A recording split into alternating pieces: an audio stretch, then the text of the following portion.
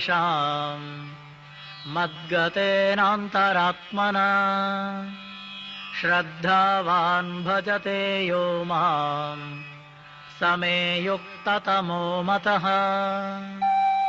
ॐ तत्सदिति श्री નમસ્તે મિત્રો, 74મા સ્વાતંત્ર્ય દિવસની ઉજવણી પછીની રવિવારની વરસાદી સવારે કૃષ્ણપૂર્વકના 6ઠા અધ્યાય ધ્યાન યોગમાં હું દેવશ્રી અને ડોક્ટર સંજીવ પરીખ આપ સૌના કૃષ્ણક સ્વાગત કરીએ છીએ. આજે પરમ પૂજ્ય ભાઈ શ્રી રમેશભાઈ ઓઝા અને કવિ શ્રી અંકિત ત્રિવેદી શ્રી કૃષ્ણ અને ભગવદ્ ગીતા અને આપણે સૌ સાથે ધ્યાન યોગનો સેતુબંધ માનશે. કૃષ્ણપૂર્વક માળાના આજના મણકાનું સંગઠન ન્યૂજર્સી સ્થાપિત ઓમકારા સંસ્થા દ્વારા થઈ રહ્યું છે.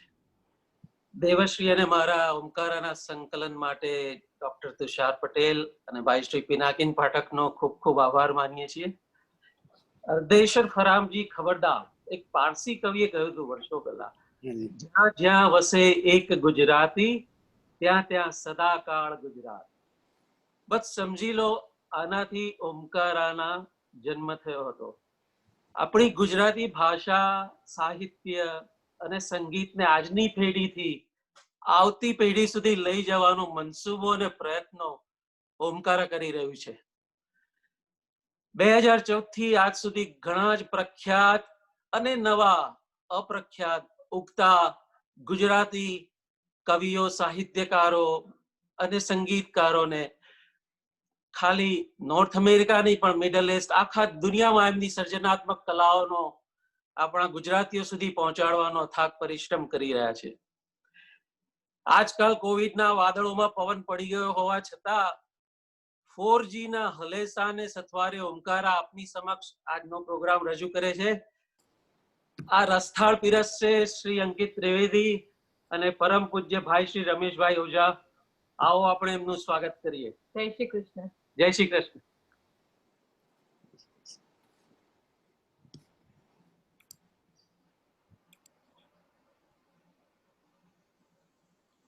નમસ્કાર. ડોક્ટર સંજીવભાઈ અને દેવશ્રી ભાભી એમની કૃષ્ણમયી શરૂઆત સાથે ગીતાના 6ઠા અધ્યાયને ઉઘાડવો છે. એમણે બહુ સાચી રીતે, સુચારુ રીતે કહ્યું કે પવન પડી ગયો છે. આ કોવિડમાં ગોવિંદ કેવી રીતે આપણને આપણો લાગે છે. ગીતાનો જ્યારે અભ્યાસ કરું છું ત્યારે ખ્યાલ આવે છે કે કેટલા નજીક રહ્યા છે કૃષ્ણ, અથવા તો એમ કહેવા દો કે કૃષ્ણત્વ કેટલું નજીક છે આપણી, એની વાત આજે મારે કરવી છે. આજે 6ઠા અધ્યાયનો જરા જુદો રંગ છે તમારી સાથે ઉઘાડવાનો. આ રંગને ઉઘાડવું એ પહેલા થોડીક વાતો હૃદય છૂટી મારે તમારી સાથે કરવી છે. હું મૂળ કવિતાનો માણસ. 2 પંક્તિઓમાં જો વાત પૂરી થતી હોય તો ત્રીજી પંક્તિ બોલું નહીં. કેટલાકને હું કંજૂસ લાગુ શબ્દોનો, જો બાજુમાં બેઠા હોય તો એટલો ચૂપ રહું. અજાણ્યો હોય તો સહેજ પણ વાત ન કરું. સંચાલન કરવાનું હોય ત્યારે બોલું, એ વાત સાવ જુદી. કૃષ્ણ અને રાધા વિશે બોલ્યો છું આટલા વર્ષોથી, તમે સાંભળ્યું છે, એનો રંગ તો સાવ જુદો. પણ ગીતાના કૃષ્ણ વિશે વાત કરવાની બને એટલે કોઈ સહેજ પણ એવું ન માને કે હું ધીરે ધીરે વ્યાસપીઠ તરફ જતો જઉં છું. હું તમારી મૈત્રીની શ્વાસપીઠ તરફ જ રહેવા માંગુ છું અને હું બિલકુલ મોજ કરવા માંગુ છું. એ કૃષ્ણ જે મને બાળપણમાં મારી પરંપરામાં મારા સુધી પહોંચ્યા, એ કૃષ્ણ જેણે મને પછી એ પરંપરાથી છેડો ફાડીને સાવ જુદો લઈ ગયા, એ કૃષ્ણ આજે ફરીથી મને અનુભવે, જુદા સ્વરૂપે સાંપડે છે. ત્યારે મને જે સમજણમાં આવ્યા છે, મને જે મારી જે હૃદયમાં ઉતર્યા છે, જે મારા હૃદયની સન્મુખ થયા છે, એ કૃષ્ણની વાત મારે આજે કરવી છે. એની એક યાત્રા આદરવી છે. હું તો આમ અમસ્તો જ પ્રવાસ કરવા નીકળ્યો હતો ગીતાના અધ્યાયોનો. ત્યારે ખબર નહોતી કે આ પ્રવાસ ક્યારે યાત્રા થઈ જશે. એમાં સાથ મળ્યો ઓમકારાનો. પિનાકીન પાઠક ભળ્યા. એમણે કીધું કે આપણે આ અધ્યાયને જુદા સ્વરૂપે મૂકીએ. સંગીત તો બધા જ કરે છે, પણ જો અંકિત હોય તો કંઈક જુદી વાત હોવી જોઈએ. પિનાકીનભાઈનો હૃદયપૂર્વક કૃષ્ણપૂર્વક આભાર માનું છું. સાથે ભળ્યા ડોક્ટર તુષાર પટેલ. તુષારનો અર્થ જ જે સવારે મળવા આવે છે તે. એને હું તો એ જ રીતે લઉં છું કે મળે છે ત્યારે સવાર થાય છે એ. એમાં ભળ્યા નિશિલ પરીખ. શુદ્ધ કૃષ્ણ પ્રેમી ઉપાસક ઠાકોરજીની સેવા ઘરમાં થાય. એમાં કલ્પના મહેતા ભળ્યા.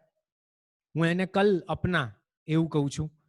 મારી આજ આવતી જ નથી, કાલ ઉપર જ અટકેલી હોય છે, એટલે મને કલ્પના વધારે ફાવે છે. અને એમાં ભળ્યા એવા જ એક બીજા ત્રિવેદી. અને આમ સર્જાયો એક સંયોગ, અને આમ કૃષ્ણની એક યાત્રા શરૂ થઈ. અને આ બધું જ અનાયાસે થયું, ટાઈમ ટેબલ વગર થયું. આજે એનો 6ઠ્ઠો અધ્યાય છે, ત્યારે આ મારે વાત કરવી જોઈએ, માટે મેં આ વાત કરી છે. આજે અર્જુન આ 6ઠ્ઠા અધ્યાયમાં પોતાને ઓળખવાની મથામણ કરે છે. કદાચ અર્જુનની મથામણ અને આપણી મથામણ જુદી નથી, એક જ છે. અર્જુનને ખબર છે કે એણે પોતાને ઓળખવાનો છે. આપણને ખબર નથી પડી, અને આપણે આપણા સ્વવાચકની શોધમાં, આપણા સ્વની શોધમાં નીકળી પડ્યા છીએ. ડ્રાઈવર હોય અને બહુ કુશળતાથી ગાડી ચલાવતો હોય તો આપણને ખ્યાલ આવે કે આ વર્ષોના અનુભવ પછી એક જ હાથથી ગાડી ચલાવે છે. એક હાથમાં એને જે પીવું છે એવી કોકા કોલા કે કોઈ ડ્રિંક કે પાણી છે, બીજા એના પગમાં 3 બ્રેકમાંથી અલગ અલગ એનો ઉપયોગ કરે છે. સામે રસ્તો દેખાય છે ને આપણી જોડે વાતો પણ કરે છે, અને છતાંય બહુ કુશળતાથી એ ગાડી ડ્રાઈવ કરે છે. કૃષ્ણ કંઈક એવી કુશળતાથી અર્જુન સાથે વાત કરે છે, અને અર્જુન કંઈક એવી કુશળતાથી કૃષ્ણને નારાજ કરવાના મૂડમાં છે. યુદ્ધ નથી કરવું એના મૂડમાં છે, અને કૃષ્ણ એના મૂડને પામી જાય છે અને કહે છે કે યુદ્ધ તો કરવું જ પડશે. ક્ષત્રિયના ધર્મને આગળ તો વધારવાનો જ છે, પણ એ ધર્મ કેવી રીતે આગળ વધે એની થોડીક મથામણ કૃષ્ણ અને અર્જુન સાથે મળીને કરે છે. કેટલી મોટી વાત છે આ. એક તો જીવવાની, યુદ્ધ કરવાની, યુદ્ધમાં જીતવાની, જીતીને પછી જીવવાની. અર્જુન એમ કહે છે કે યુદ્ધ પછી, જીત્યા પછી મારી જોડે કોઈ હશે જ નહીં, તો આ યુદ્ધ નિરર્થક નથી. અને કૃષ્ણ એમ કહે છે કે યુદ્ધ શું કામ નિરર્થક છે? તારે જીતવાનું છે, અને કોઈ હોય કે ન હોય, એ લોકો યુદ્ધ સુધી આવ્યા એનો મતલબ જ એ છે કે એમણે પણ નક્કી કર્યું છે કે એને પણ તારી જેમ રાજ જોઈએ છે. આ પૃથ્વી એક બને, આ પૃથ્વી નેક બને, એનો સૌથી પહેલો પ્રયત્ન કૃષ્ણએ કર્યો હતો કે બધા ભેગા થઈને રાજ કરીએ. આવડ્યું નહીં, અને દુર્યોધને કહ્યું કે 100 જેટલી પણ જગ્યા ન આપું, ત્યારે સર્જાયું મહાભારત. આપણે સહેજ જરા જુદી રીતે વિચારવાનો આ સમય પાક્યો છે. હવે આપણે ત્યાં એ બધી રહી નથી જ્ઞાતિની પરંપરા. જ્ઞાતિનો મૂળ અર્થ જ એ હતો, જ્ઞાયતે ઇતિ જ્ઞાતિ. હવે જ્ઞાતિ રહી નથી. જ્ઞાતિના 3 સ્વરૂપો હતા: સમભોજન, સમપ્રશ્નમ, સમકથનમ તથૈવ ચ.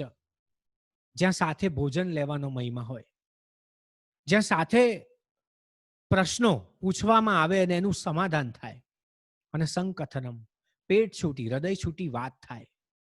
કદાચ જ્ઞાતિનો અર્થ આજે બદલવો પડે એવો છે.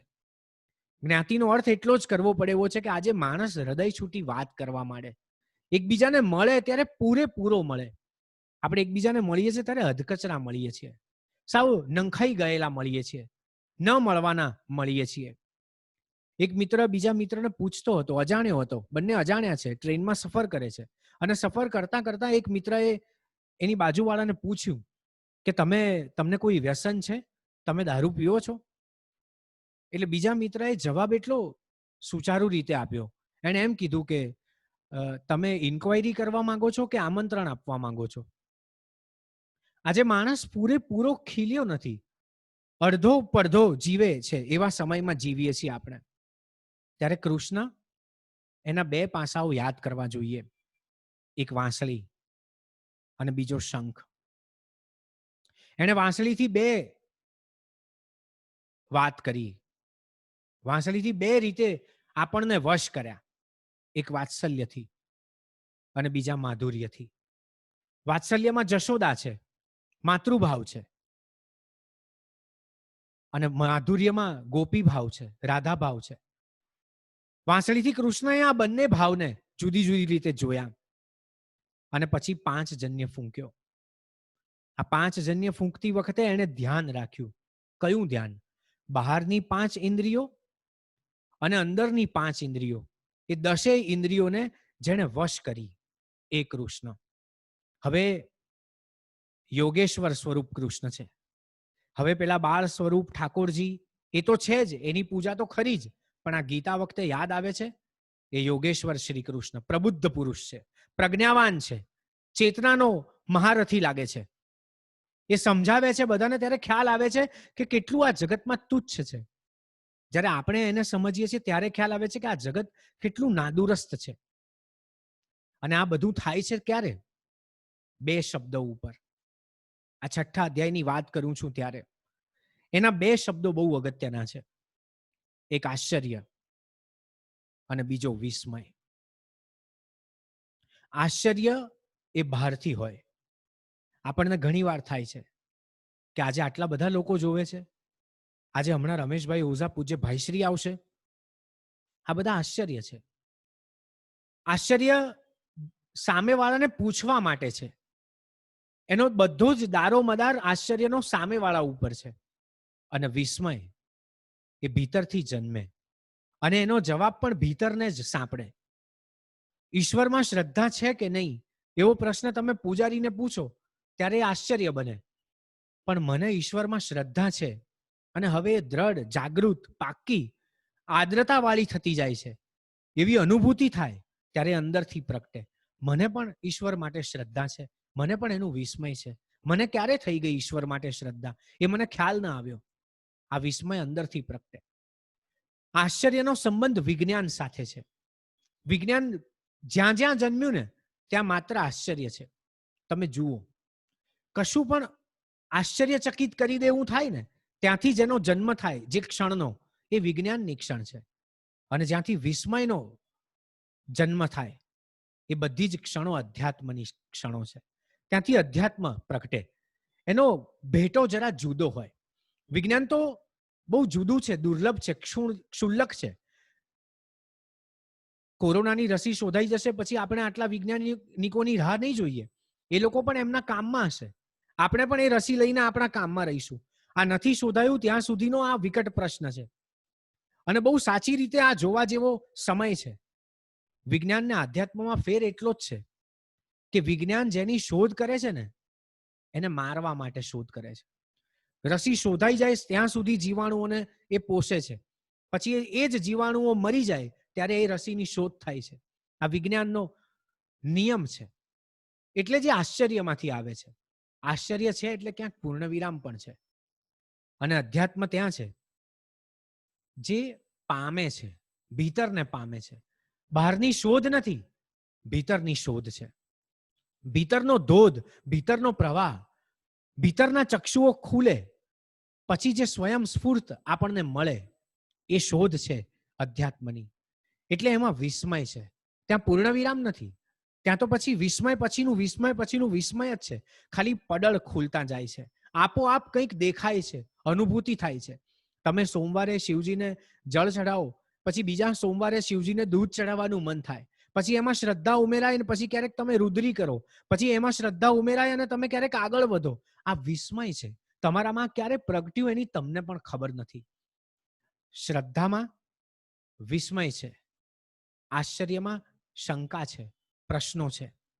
આ બંને સાથે એક ત્રીજો શબ્દ બહુ અગત્યનો જોડવાનું મન થાય અને એ છે એકાગ્રતા. કૃષ્ણ અર્જુનને કહે છે, અર્જુન એકાગ્રતા કેળવ, મનને શાંત કર, મનને જો. આ પ્રજ્ઞા પુરુષની વાણી છે. આ એકાગ્રતા ક્યાંથી આવે? એકાગ્રતાની આમ તો 4 અવસ્થા છે. એક જાગૃત અવસ્થા, એક સ્વપ્નાવસ્થા, એક સુષુપ્તાવસ્થા અને ચોથી તુર્યાવસ્થા. જાગૃતમાં આપણે બધા જીવીએ છીએ, તે બધું કામ થાય છે અનાયાસે. હું પાણી પીવું છું, તમે સાંભળો છો, હું બોલું છું, તમે સાંભળો છો, આ બધું અનાયાસે થયા કરે છે. સ્વપ્નાવસ્થા એટલે ગાઢ નિંદ્રા છે અને આપણે જાગીએ છીએ. ક્યારેક મને તો એવું જ લાગે છે કે આપણે બધા ઈશ્વરનું સપનું જીવીએ છીએ. આપણે તો ઈશ્વર ઊંઘે છે અને એની ઊંઘમાં આપણે સપનું થઈને જાગીએ છીએ અને આપણે આ બધું જીવીએ છીએ. સંજીવભાઈ તો ડોક્ટર છે, એમને ખબર છે હું આ જે કંઈ બોલું છું એ અવસ્થા કઈ છે, અને બંને યુગલ સ્વરૂપે આજે સરસ રીતે માણે છે. ત્યારે હું આ મારી વાતને મૂકું છું. અને ત્રીજી અવસ્થા સુષુપ્ત અવસ્થા, એ ધ્યાનની અવસ્થા છે. જેને પામી છે, જેને ખબર છે બધી જ અવસ્થાઓ, કે હવે હું ઊંઘ્યો, હવે મને સ્વપ્ન આવ્યું, હવે હું જાગ્યો. આ બધી અવસ્થાને જે એકાકાર કરે છે, પોતાની અંદર રહીને એક ત્રાહિત વ્યક્તિની જેમ જીવે છે, એ સુષુપ્ત અવસ્થા. અને ચોથી અવસ્થા તુર્યાવસ્થા, જે ઈશ્વરની અવસ્થા છે, જ્યાં ખબર છે કે હવે ઈશ્વર અહીંયાથી આવે છે, અહીંયાથી ઈશ્વરની શરૂઆત થાય છે. આ બધી જ અવસ્થાઓથી પાર અને આ બધી જ અવસ્થાઓથી પર એવી આ અવસ્થા છે. એ અવસ્થા એ તુર્યાવસ્થા. મિત્રો, આ પ્રજ્ઞા પુરુષની વાત કરું છું ત્યારે આ મનને કેળવવા માટે એકાગ્રતાની જરૂર પડે છે. અને આ એકાગ્રતા કેવી રીતે કેળવાય? એકાગ્રતા ક્યાંથી આવે? મન શુદ્ધ થાય તો. આપણી તકલીફ એ છે કે આપણે મનમાં વસ્તુઓ અને વસ્તુઓમાં મન રાખીએ છીએ. આપણા રસ્તાઓ પહોળા છે, પણ આપણા મનની ગલીઓ બહુ સાંકડી છે. આપણે આપણને જ ક્યાંક એવી જગ્યાએ મૂકી દીધા છે કે હવે આપણે આપણને જડીએ એમ નથી. ત્યારે આ મનને શાંત કેવી રીતે કરવું? મનને ભીતરથી કેવી રીતે જોવું? ક્યારે નિરપેક્ષ ભાવ કેળવાય? મેં જ આજે એક શેર લખ્યો કે જેટલું સમજ્યા ને એને માણવું છે. જેટલું સમજ્યા ને એને માણવું છે. આપણે શીખીને ક્યાં આગળ જવું છે? આપણે ક્યાંય શીખીને આગળ જવું જ નથી. જેટલું માણીએ છીએ ને એટલો આનંદ આવે છે ને, એ અવસ્થા બહુ અગત્યની છે. માણ્યા પછી આવડી ગયાની અવસ્થા તો સાવ જુદી દુઃખની અવસ્થા છે. આ અવસ્થાને એકાગ્રતામાં ફેરવતા આ મન, રાજેન્દ્ર શુક્લ તો એમ કહે છે કે મનને સમજાવો નહીં, કે મન સમજતું હોય છે.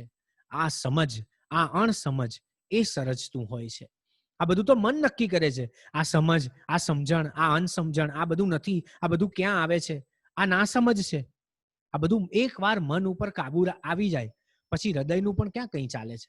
દયારામ તો એમ કહે છે કે ચિત્ત તું સિદ્ધને ચિંતા કરે. હે મન, હે ચિત્ત. હૃદયને તો કહેતા જ નથી કવિઓ, મનને જ કહે છે. હૃદયથી તો લખે છે, જીવે છે કવિતા. એ એમ કહે છે કે ચિત્ત તું સિદ્ધને ચિંતા કરે. કૃષ્ણને કરવું હોય તે કરે. આપણે શું કામ કરીએ? કૃષ્ણની ઉપર બધું છોડી દીધું પછી એને જે કરવું હોય તે, એને જેમ જીવાડવા હોય તેમ. પણ એ જીવાડવાની ક્ષણ સુધી તો પહોંચવું જોઈએ ને, પહોંચવું પડે ને. એ પહોંચવાની અવસ્થા એ કદાચ સૌથી અગત્યની અવસ્થા છે. મિત્રો, હું આ અવસ્થાની વાત કરું છું ને ત્યારે એ જ કૃષ્ણ મને દેખાય છે, જે કૃષ્ણએ અગાઉ વાંસળી વગાડી છે અને એ હવે શંખ ફૂંકે છે. એને બરાબર ખબર છે કે ક્યારે ગોપીઓની સાથે લાડ કરવાના અને ક્યારે અર્જુનને કહેવાનું કે બસ હવે ઊભો થા, આ તોડજોડ બંધ કર, મનને સમજાવ, જાગૃત થા, ઉત્તિષ્ઠત, ઊભો થા, હાથમાં બાણ લે અને આગળ વધ. સંપ માત્ર પાંડવોમાં જ હતો એવું નથી, અને કુસંપ માત્ર કૌરવોમાં જ હતો એવું નથી. પાંડવોમાં પણ કુસંપ હતો. પાંડવો પણ અંદર અંદર ઝઘડતા હતા, પણ એમની પાસે કૃષ્ણ હતા એટલે બચી જતા હતા. આપણે આપણી જાતને કેવી રીતે જીવવી એ વધારે અગત્યનું છે. એમાં કેવી રીતે કૃષ્ણત્વ ઉમેરવું એ વધારે અગત્યનું છે. જ્યારે સામે કર્ણ આવે છે અને આ બાજુ અર્જુન હોય છે અને અર્જુનના ગાત્રો કર્ણને જોઈને ઢીલા પડી જાય છે, શિથિલ થઈ જાય છે, પરસેવો વળે છે અર્જુનને. એ યુદ્ધ છોડવાની વાત કરે છે ત્યારે યુધિષ્ઠિર અર્જુનને કહે છે કે હે અર્જુન, તારી પાસે કૃષ્ણ છે, તારા સારથી કૃષ્ણ છે અને તું ડરી ગયો? અરે તારી જગ્યાએ હું હોત તો મેં ક્યારનો આ કર્ણને માત કરી દીધો હોત. અને તું ડરી ગયો? શું કામનું તારું આ બાણાવણી પડું? શું કામનું આ તારું ગાંડિયું? અરે તું અત્યારે જીવે છે એના કરતા તો તું મૃત્યુ પામ્યો હોત તો મને વધારે ગર્વ થાત. અને અર્જુન ત્રાડ પાડે છે. અર્જુનનો નિયમ છે, અર્જુનની પ્રતિજ્ઞા છે કે કોઈ એના બાણ, એના ગાંડિયું વિશે બોલે તો એનો વધ કરવો. અને અર્જુન યુધિષ્ઠિરની પાછળ પડે છે. કર્ણ તો ક્યાંય બાજુ પર રહી જાય છે, યુદ્ધ તો ક્યાંય બાજુ પર રહી જાય છે, અને આ બીજું અંદર અંદરનું યુદ્ધ શરૂ થાય છે. અને આ બાજુ કૃષ્ણ સમજાવે છે કે તમે અંદર અંદર ન ઝઘડો, જ્યાં ઝઘડવાનું છે ત્યાં તમારા બળનો વિવેકપૂર્વક ઉપયોગ કરો અને દુશ્મનને માત કરો. જેનું મન દૂષિત છે, કલુષિત છે, એ દુશ્મન છે, તમે એને હણો. અને આ બાજુ અર્જુન કૃષ્ણને કહે છે કે તમારી બધી વાત સાચી, પણ મેં પ્રતિજ્ઞા લીધેલી છે. એનું શું? મેં પ્રતિજ્ઞા એ લીધી છે કે કોઈ મારા ગાંડી વિશે બોલે તો મારે એનો તરત વધ કરવો. હવે મારે શું કરવું? મારે યુધિષ્ઠિરનો વધ કરવો જ પડશે. અને અર્જુનને કૃષ્ણ રસ્તો કાઢી આપે છે કે એક કામ કર અર્જુન, પહેલા યુદ્ધનું ધ્યાન રાખ, યુદ્ધમાં લડવાનું છે એ ધ્યાન રાખ, પણ તારી પ્રતિજ્ઞા સાચી, એનું પણ તું પાલન કર. પણ તું હવે એટલું જ કર કે આપણે ત્યાં એમ કહેવાય છે કે વડીલોને તુંકારેથી બોલાવીએ, આપણાથી જે મોટો હોય એને તુંકારેથી બોલાવીએ તો એનો વધ થયો ગણાય. તું આ યુધિષ્ઠિરને તુંકારેથી બોલાવી લે, એનો મતલબ એવો કે યુધિષ્ઠિરનો વધ થયો ગણાશે. અને અર્જુન યુધિષ્ઠિરને તુંકારેથી બોલાવે છે. આમ કૃષ્ણ રસ્તો કાઢી આપે છે. આપણે રસ્તો કાઢવાનો છે આ મનની જાગૃતતાનો. ત્યાંથી શરૂ થાય છે આ 6થો અધ્યાય, ધ્યાન યોગ. તમે તમારાથી સહજ થાવ, તમારાથી સભાન થાવ, ત્યારે જે લાગે તે ગીતાનો 6થો અધ્યાય ધ્યાન યોગ છે. સહજ સમાધિનો મહિમા અનેરો છે. આગળના અધ્યાયમાં જોયું એમ કર્મયોગી, કર્મ સંન્યાસી પછીનો આ તબક્કો ધ્યાન યોગનો છે. ધ્યાન એટલે આપણા કર્મમાંથી આપણને મળતો સહજ આનંદ. રચનાકાર પોતાની કૃતિમાં ખોવાઈ જાય એ એનું ધ્યાન. કોઈક ચિત્રકાર કેનવાસ ઉપર ચિત્ર દોર્યા પછી, બધા રંગો પૂરી લીધા પછી કેનવાસ જેવો સફેદ બની જાય એ એનું ધ્યાન. કોઈક કવિ એની કવિતામાં ઉત્પ્રોત થઈ ગયો હોય, રમમાણ થઈ ગયો હોય, ત્યારે જે એને લાગે એનું ધ્યાન. કોઈક ભાવક સાંભળતા સાંભળતા પોતાના ભીતરે પહોંચી જાય, અંતર ધ્યાન થઈ જાય, એને પોતાને મળે એપોઇન્ટમેન્ટ આપ્યા વગર, એ એનું ધ્યાન. આપણને નોકરી, ધંધા કે વ્યવસાયમાં આપણા ચિત્તને સહજ રીતે પરવતા જે આનંદ મળે છે એ ધ્યાન જ છે. આ ધ્યાન એટલે મનની એકાગ્રતા. અહીંયાથી આ એકાગ્રતાની શરૂઆત થાય છે, ધ્યાનની શરૂઆત થાય છે. રજનીશજી તો એમ કહેતા, કોઈ એમને પૂછતા કે કેમ છે તબિયત, સ્વાસ્થ્ય કેમ છે, તો એમ કે બહારથી પ્રેમ છે અને ભીતરથી ધ્યાન છે. પ્રેમ કરવા માટે આ બહારની દુનિયા છે, બધાને પ્રેમ કરો, અને ધ્યાન કરવા માટે ભીતર ઉતરો, અંદર જાતને મળો. મન માકડું છે, મરકટ છે. મનને અસ્થિર કરે છે કોણ? એ પણ એટલું જ અગત્યનું છે. બાળકો જ્યારે રમે છે ત્યારે રમતમાં પૂરેપૂરી એકાગ્રતા હોય છે. બાળકને તમે જોજો, એ લોકો રમે ત્યારે એમને કોઈને કહેવું નથી પડતું તું કેમ રમે છે, શું કામ રમે છે. એટલી સરસ રીતે એના પોતાનામાં ખોવાયેલા હોય બાળકો. આ એમની એકાગ્રતા છે. પણ એ જ બાળકને આપણે એમ કહીએ કે હવે અદબ પલાઠી મોં ઉપર આંગળી રાખીને 1 કલાક બેસવાનું છે, ત્યારે બધી એકાગ્રતા ચંચળતામાં પરિણમે, સક્રિય થઈ જાય, એનાથી બેસાય જ નહીં. રમતની એકાગ્રતા અદબ પલાઠી વાર્તાની સાથે જ સાવ ચંચળ થઈ જાય, સક્રિય બની જાય. ક્યારેક પ્રશ્ન એવો થાય કે માત્ર ચકલીની આંખ દેખનારો અર્જુન કે માછલીની આંખ દેખનારો અર્જુન એકાગ્ર નથી? કૃષ્ણ શું કામ એવું કહે છે કે અર્જુન એકાગ્ર થા, ધ્યાન કર? આપણો સ્વભાવ આપણો શત્રુ બને છે. અર્જુન હજુ એ મોહમાં છે. મનને કારણે ધ્યાન કેન્દ્રિત થયું જ નથી. અહંકાર મનને અસ્થિર કરે છે. હજુ એને એમ છે કે આ બધું હટી જાય, હજુ આમ થાય, હજુ એને એમ છે કે કર્મયોગ સાચો કે ધ્યાન યોગ સાચો કે ભક્તિ યોગ સાચો, હજુ પૂછ્યા કરે છે. હજુ કૃષ્ણ એની જોડે છે, એની ખાતરી છે, છતાંય હજુ એને એમ છે કે કશુંક સારું થવું જોઈએ, હજુ આ જે કંઈ થાય છે તે મારા લાયક નથી, હજુ અવઢવની સ્થિતિ છે, હજુ દ્વિધાની સ્થિતિમાં છે અર્જુન. અહંકાર મનને અસ્થિર કરે છે. બંધ ઓરડાને તાળું મારવાથી એમાં હવાની અવર જવર નથી જ એવું ક્યાં કહી શકીએ છીએ આપણે? મન અને હૃદયનો તાલ આમ પણ ક્યાં મળે છે? ઘણાને સત્તાનો, મદનો, કેટલાકને તો પોતે કશું જ નથી એનો નશો હોય છે. એ લોકોને હંમેશા એવું જોઈએ કે મારા જેવો કોઈ માણસ જ નથી, હું છેલ્લી સીટમાં બેસનારો માણસ. પણ છેલ્લી સીટમાં બેસનારો એના સિવાય વારંવાર કોઈ બીજું બોલતું જ નથી હોતું. કેટલાકને એનો નશો હોય છે, કેટલાકને સતત પાંચમાં પૂછવવાની અને પૂજાવવાની ઈચ્છા હોય છે.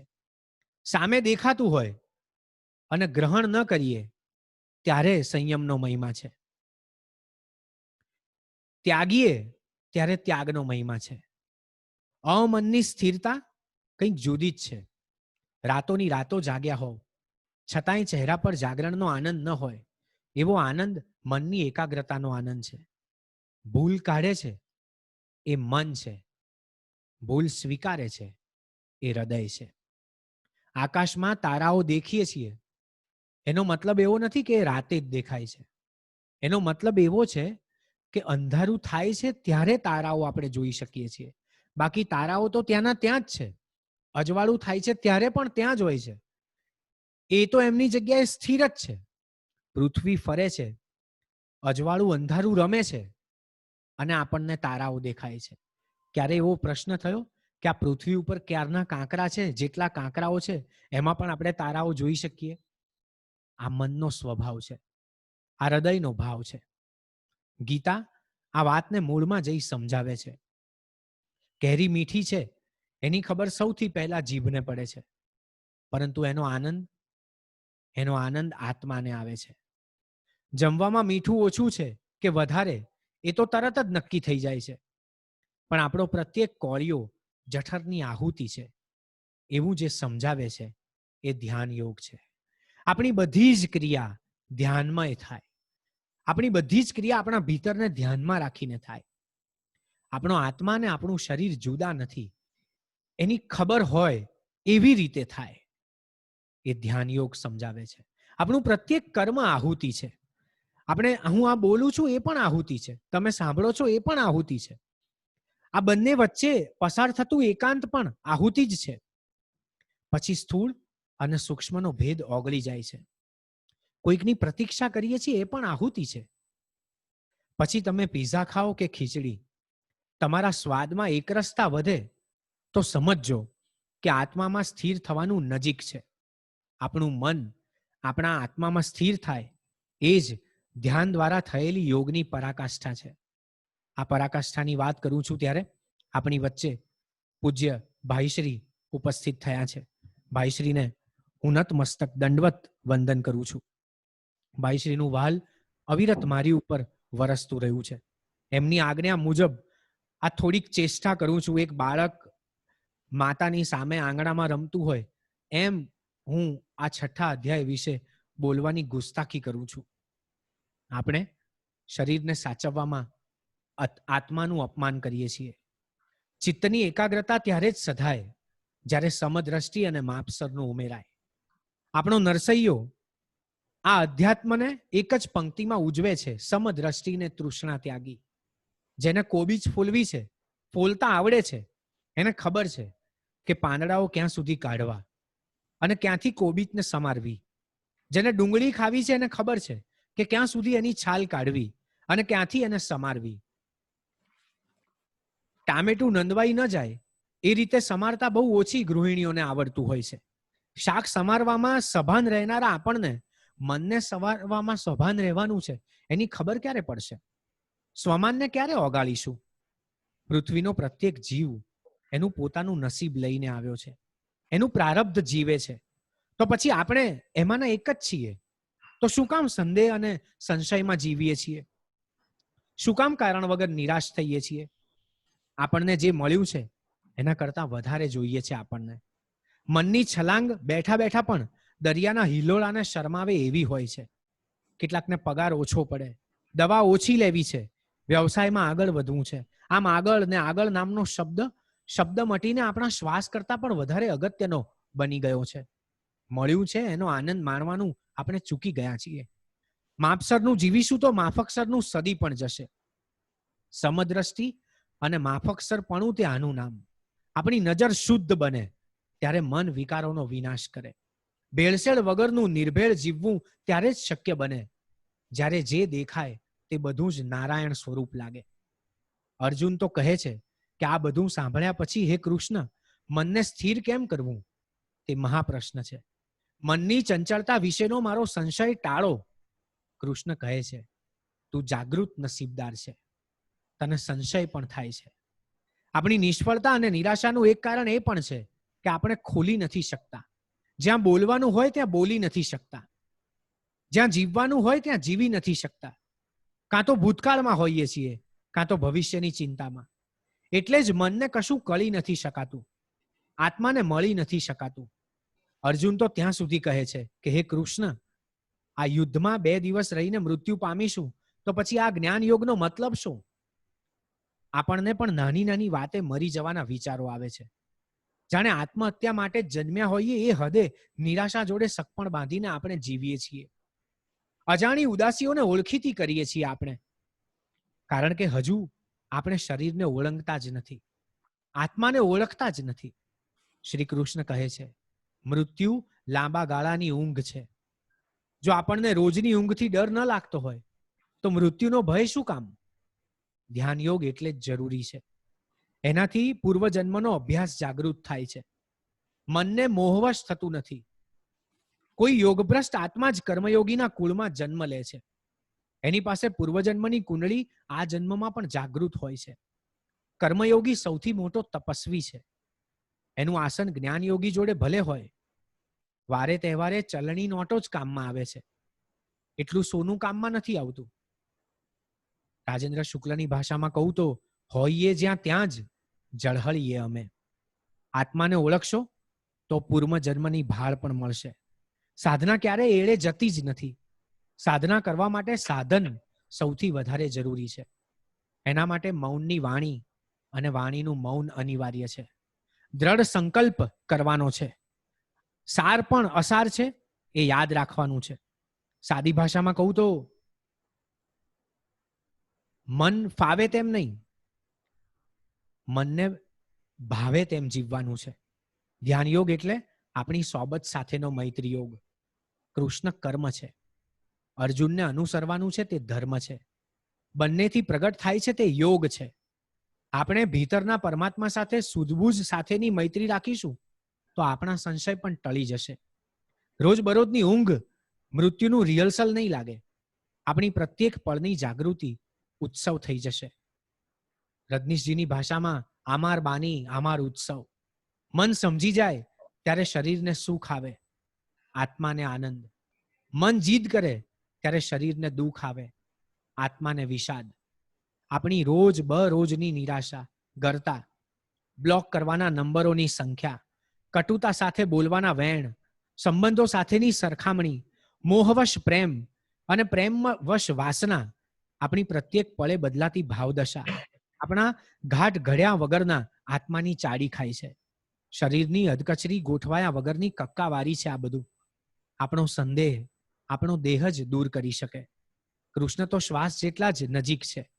આપણે અર્જુન જેવી આત્મીયતા આપણા માટે ક્યારે કેળવીશું? આવું વિચારવાની તક મળે ને એ જ ધ્યાન યોગ છે. અને આ ધ્યાન યોગ પછી એક ગઝલ ઉપસી આવે છે, એ તમારી સમક્ષ રજૂ કરવી છે. બુંદમાં સાગર તને દેખાય છે? બુંદમાં સાગર તને દેખાય છે તો પછી આખું જગત સમજાય છે. બુંદમાં સાગર તને દેખાય છે તો પછી આખું જગત સમજાય છે. તું હવામાં ક્યાંક હોવો જોઈએ. શ્વાસ લઉં છું ત્યારે એવું થાય છે. તું હવામાં ક્યાંક હોવો જોઈએ. શ્વાસ લઉં છું ત્યારે એવું થાય છે. રોજ અજવાળા નીચે ઊભા રહી આપણા પડછાયા કેવા નાય છે. ચાલ વીણી લે નસીબના પાંદડા, પાડોશીના આંગણામાં જાય છે. ચાલ વીણી લે નસીબના પાંદડા, પાડોશીના આંગણામાં જાય છે જે નથી તે સાંભળેલી કાનથી.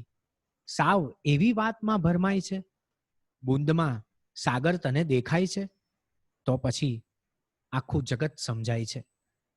આ જગતને સમજવાનો, મેં અગાઉ કહ્યું એમ કે આ કોઈ ટીકા નથી, આ કોઈ ભાષ્ય નથી, આ મારું એક આસ્વાદપણું છે જે રોજ બરોજની આપણી ભાષામાં સમજાય એવી રીતે તમારી સમક્ષ દર અઠવાડિયે એને રજૂ કરતો હોઉં છું. મારી અંદરનો એક શબ્દ જે કૃષ્ણને મળીને જાગૃત થવાની હોડમાં છે, એની સાથે હું ક્યારેક મળીને સંવાદ કરી શકું એવી સ્થિતિ મારી અંદર સર્જાય, એની વેતરણમાં હું જે કંઈ બોલું છું એ આ મારું કાલું ઘેલું વાણીપણું છે. આજે એનો 6થો અધ્યાય છે અને પૂજ્ય ભાઈશ્રીની કૃષ્ણાનંદ સહોદર ઉપસ્થિતિ છે. એટલે સાચા અર્થમાં કહું તો આજે મારા આ ભાષ્યની, મારા આસ્વાદની ષષ્ઠી છે, 6ઠ્ઠી ઉજવાઈ રહી છે.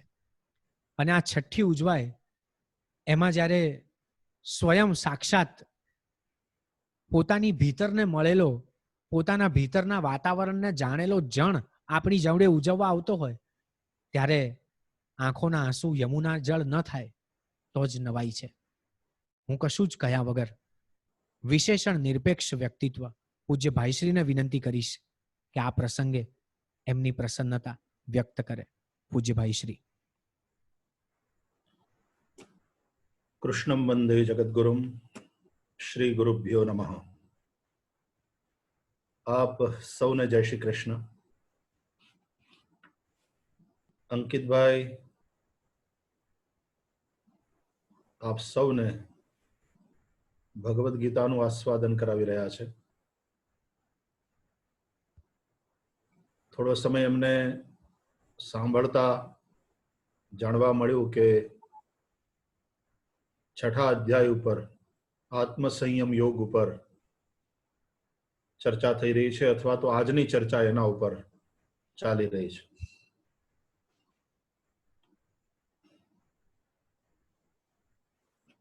ઓશો રજનીશજી ભગવદ્ ગીતા ઉપર એમણે જે પ્રવચનો કર્યા એમાં બહુ સરસ કહે છે કે સિગમન્ડ ફ્રોઈડ અને શ્રી કૃષ્ણ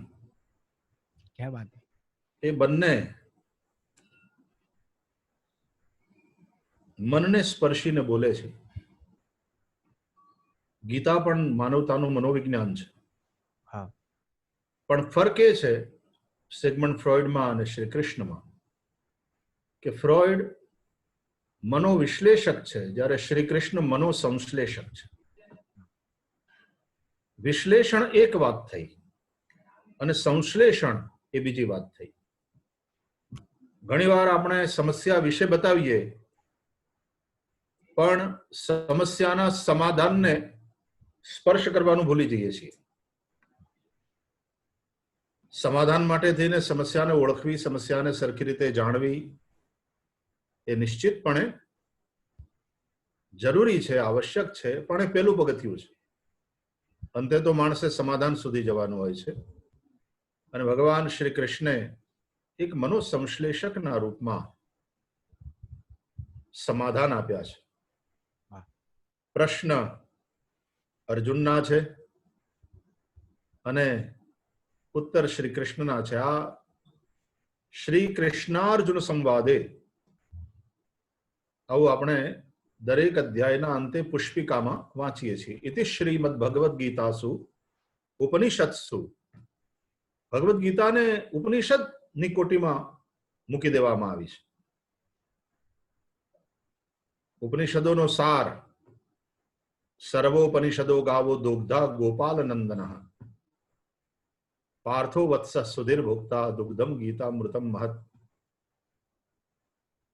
ગાયના થનમાં દૂધ તો છે જ, પણ એ દૂધને પામવા માટે આપણે વાછરડા થવું પડે. વત્સના ભાવથી જ્યારે વત્સલા પાસે જઈએ, વત્સલા એટલે ગાય, ત્યારે પોતાના વત્સને જોઈને ગાયને જે વાત્સલ્ય ઉભરાય, એ વાત્સલ્ય એના થનમાં દૂધ બનીને પ્રગટ થતું હોય છે. અને એનાથી પેલા વત્સનું પોષણ થતું હોય છે. ઉપનિષદો એ ગાય છે અને એ ગાય આ ગીતા રૂપી અમૃત, જ્ઞાન રૂપી અમૃત, એ દૂધ છે. આપણે દૂધને અમૃત માન્યું છે. પંચામૃતમાં દૂધ, દહીં અને ઘી, આ 3 વસ્તુ તો આપણને ગોદ્રવ્યના રૂપમાં જ પ્રાપ્ત થાય છે. પછી શર્કરા અને મધ એ બંને એમાં ઉમેરવાના હોય છે. તો ઉપનિષદ રૂપી ગાયના થનમાંથી દૂધ ક્યારે સ્રવે? ગામડામાં એક સરસ મજાનો શબ્દ છે, ગાય પ્રાહવી એવું કહે. પ્રસવ એક અલગ વસ્તુ છે, પણ આ પ્રાહવું, गाय प्राहवी, एकदम सौराष्ट्र तलपदी शब्द है. इसका तात्पर्य होता है कि गाय ने अपने थन में दूध छोड़ा. पण ए गाय क्यारे प्राहवे? हामे एनो वाछरडो देखाय तो वाछरडाना भावथी ज आपणे जईए अर्जुननी जेम, पार्थो वत्सः, अर्जुन वाछरडो बनीने गया छे. अने तेथी आ उपनिषद रूपी गाय प्राहवी, गाय प्राहवे ने खबर पड़ी जाए गोवाळ ने, પછી ગોવાળ એનું દોહન કરે. દોગ્ધા ગોપાલ નંદન, શ્રી કૃષ્ણ એ દોગ્ધા છે. અને એટલા માટે જ ગીતામાં કહેવાલી વાતો ભગવાન શ્રી કૃષ્ણ કોઈ હું કઈ બહુ મૌલિક વાત કરું છું ને આના પહેલા કઈ કહેવાયું નથી ને એવો કશો દાવો કરતા નથી. એ તો એમ કહે છે, ઋષિભિઃ બહુધા ગીતમ છંદોભિઃ વિવિધૈઃ પૃથક. અનેક વાર ઋષિઓ દ્વારા જે કહેવાયું છે, છંદોભિ, છંદ એટલે ત્યાં એનો અર્થ થાય છે વેદ, વેદો દ્વારા જે કહેવાયું છે એ જ અર્જુન હું આજે તારા માધ્યમથી પુનઃ એને પ્રગટ કરું છું. અને તારા સમક્ષ પ્રગટ કરું છું એ પણ કઈ હું પહેલી વાર પ્રગટ કરું છું એમ નહીં. ઇમમ વિવસ્વતે યોગમ પ્રોક્તવાન અહમ અવ્યયમ, ત્યાંથી શરૂ કરીને ભગવાન શ્રી કૃષ્ણ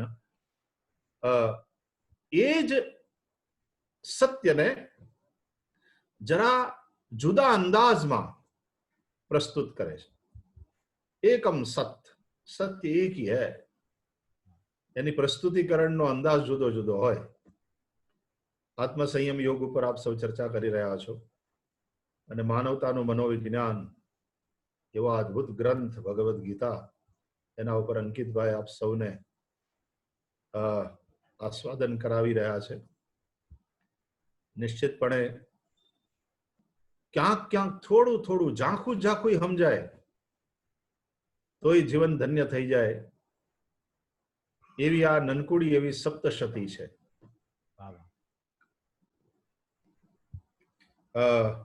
મહાત્મા હેનરી થોરોથી લઈ અને તમારા એક્ટર માર્ટિન શીન સુધી સૌને ગીતાએ આકર્ષ્યા છે અને પકડ્યા છે.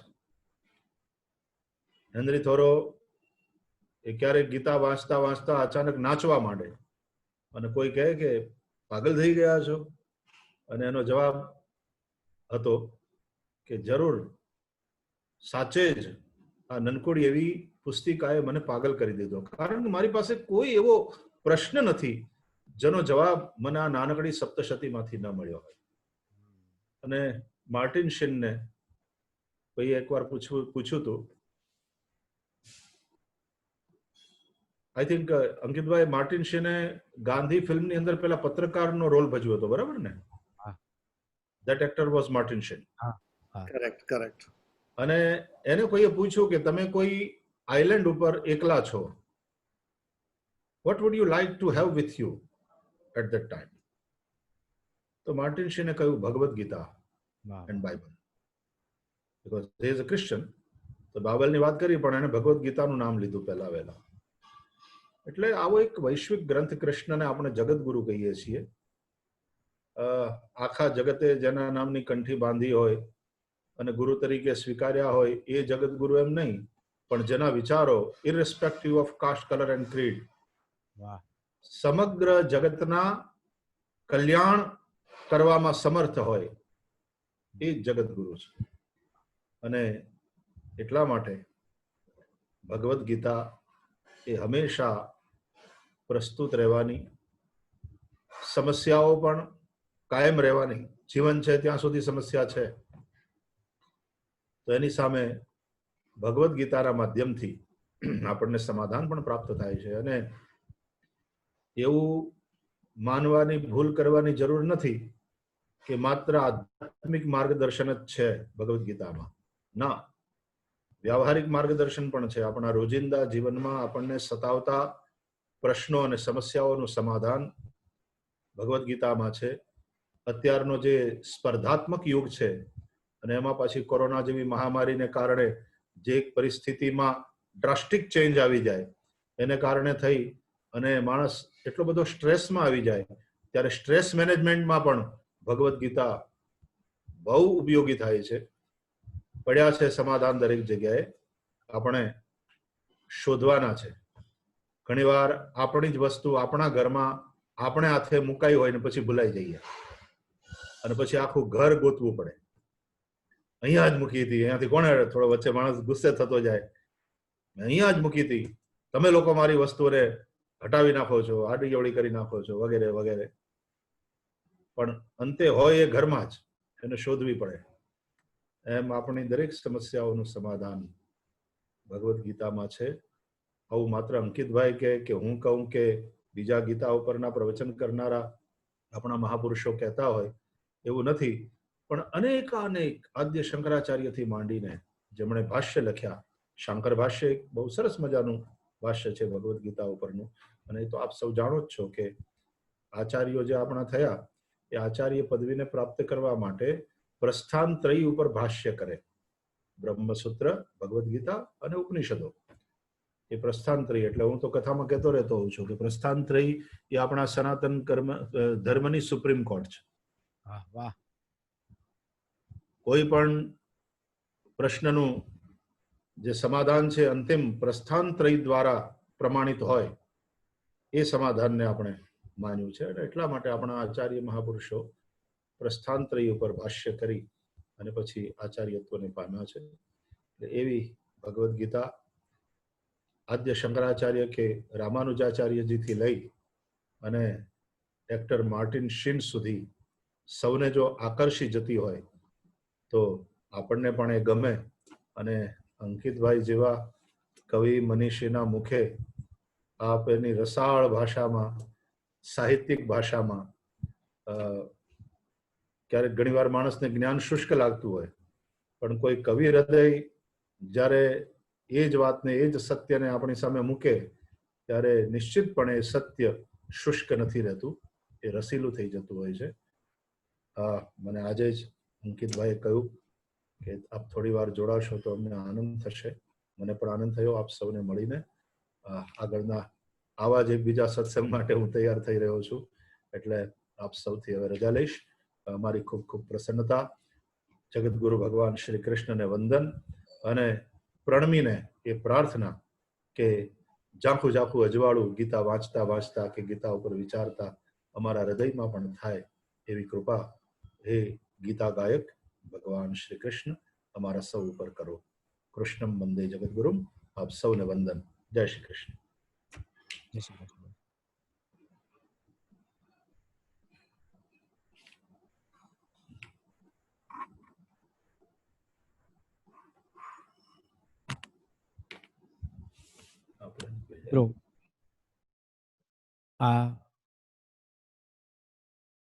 આજનો આ દિવસ અહીંયા પૂરો કરીએ એ પહેલા ઓમકારાનો, પિનાકીન પાઠકનો, ડોક્ટર સંજીવભાઈ અને દેવશ્રી ભાભીનો યુગલ સ્વરૂપે આભાર માનું છું.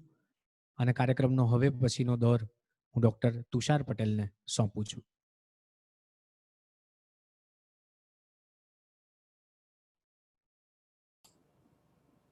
સૌને જય શ્રી કૃષ્ણ. ભગવદ્ ગીતા, કૃષ્ણ અને આપણે કૃષ્ણપૂર્વકના ધ્યાન યોગના આ 6થા અધ્યાયમાં આજે કવિશ્રી અંકિત ત્રિવેદી અને પરમ પૂજ્ય ભાઈ શ્રી રમેશભાઈ ઓઝાએ આપણને સૌને ખૂબ જ સુંદર રસકથાનું પાન કરાવ્યું અને તેમાં આપ સૌ સહભાગી થયા તે બદલ ટીમ ઓમકારાના ચેરમેન શ્રી પિનાકીન પાઠક અને સમગ્ર ટીમ વતી આપ સૌનો હૃદયપૂર્વક આભાર માનું છું. અમારી આ 18 અધ્યાયની ભક્તિ યાત્રામાં આજે અમારા બે વાલા મિત્રો ડોક્ટર સંજીવ પરીખ અને દેવશ્રી પરીખ સહભાગી થયા, તે બદલ બંનેનો ખૂબ ખૂબ આભાર માનું છું. આવતા 12 રવિવાર સુધી સવારે 11:30 વાગ્યાથી કૃષ્ણપૂર્વકની આ યાત્રામાં આપ સૌ સાથ અને સહકાર આપતા રહેશો તેવી આશા રાખીએ છીએ. ચાલો તો ફરીવાર આવતા રવિવારે સવારે 11:30 વાગે અધ્યાય 7માં ફરી પાછા મળીએ છીએ. ત્યાં સુધી સૌને જય શ્રી કૃષ્ણ.